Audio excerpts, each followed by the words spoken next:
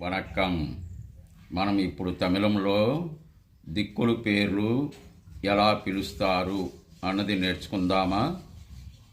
తూర్పు, కిழக்கு, పడమర, మేற்கு, ఉత్తరము, వడక్కు, దక్షిణము, తెற்கு.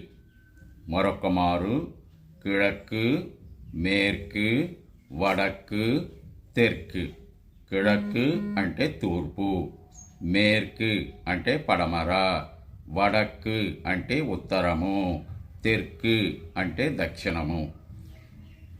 తదుపరి కార్యక్రమంలో మూలల పేర్లు, కార్నర్స్, వాటి గురించి నేర్చుకుందాం.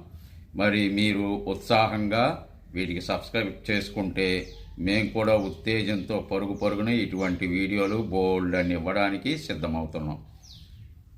సెలవు.